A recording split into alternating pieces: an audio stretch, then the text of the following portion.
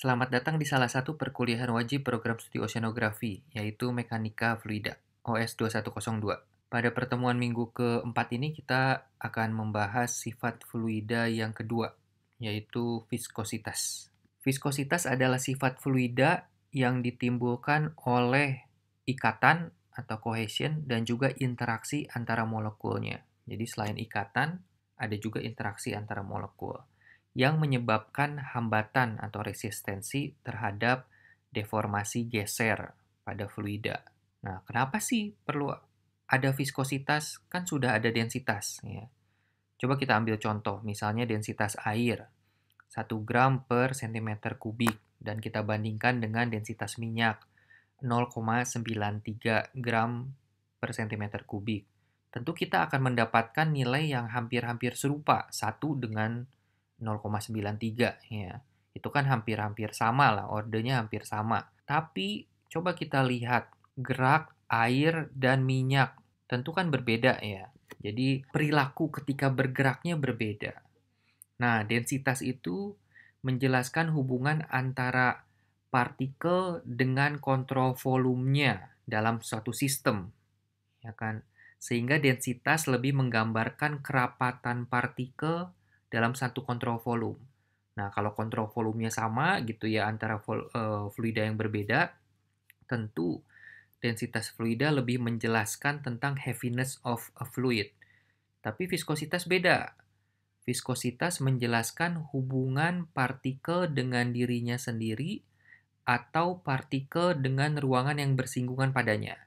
Sehingga viskositas lebih menggambarkan fluidity of a fluid dan hanya muncul ketika fluida bergerak. Ya. Nah, kalau kita lihat di pernyataan yang pertama, ya, viskositas itu menyebabkan hambatan. Nah, ini kan paradoks dengan definisi fluida itu sendiri. Karena fluida adalah materi yang tidak tahan terhadap gaya geser. Nah, tapi kok ada sifat fluida yang justru menyebabkan hambatan gitu ya. Nah, inilah pengetahuan. Kadang kalau kalian hanya sekedar membaca, maka akan terasa datar-datar saja. Tapi kalau kalian merenungi kata per kata, rasanya beda dan ada getaran emosi pemikiran gitu ya. Nah, tidak ada fluida yang tidak berviskos, kecuali fluida ideal. Artinya semua fluida itu kental, ya, punya kekentalan, punya nilai kekentalan. Nah, fluida ideal ini itu tidak ada wujudnya di alam dunia dan hanya sekedar simplifikasi aja dalam pembelajaran.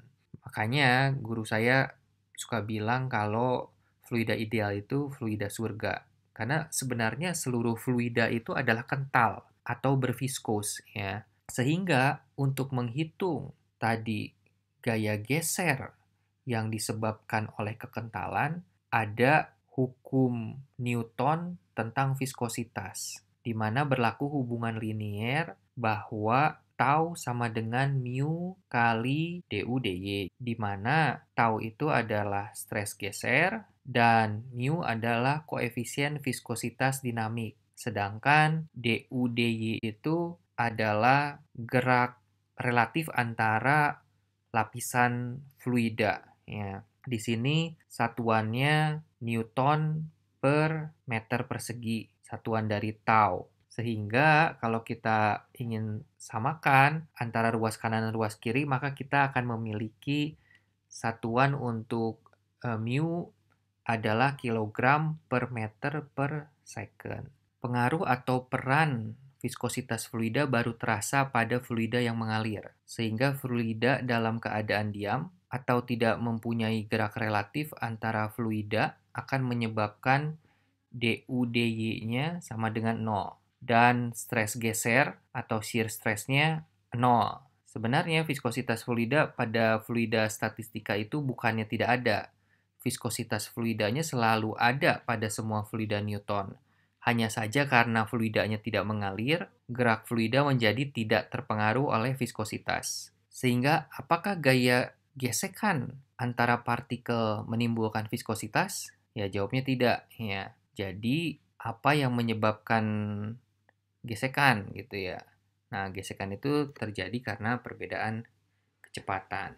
Antara fluida yang memiliki viskositas besar dan kecil akan terlihat seperti gambar di samping ya. Pada gambar ini, fluida yang memiliki viskositas besar akan terlihat kental seperti cairan fluida yang berwarna hijau. Namun, fluida yang memiliki viskositas kecil atau lebih kecil dari fluida yang hijau akan terlihat lebih encer, seperti pada air yang ada di gambar sebelah kanan.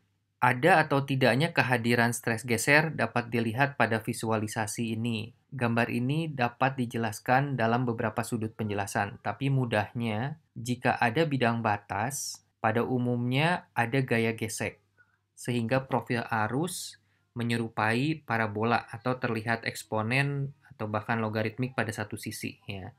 Namun pada fluida yang sebelah kanan di mana tidak ada bidang batas, pada kasus ini tidak terdapat viskositas, maka fluidanya mengalir secara seragam. Fluida adalah materi yang tidak tahan terkena gaya geser. Tapi ketika kita berbicara tentang viskositas, gaya geser yang timbul karena pengaruh viskositas itu disebabkan profil kecepatan yang tidak searah dengan aksisnya. Jadi dia harus berbeda aksis. Misalnya perubahannya terhadap du, tapi secara spasial dia bergeraknya terhadap dy, berarti du/dy gitu ya.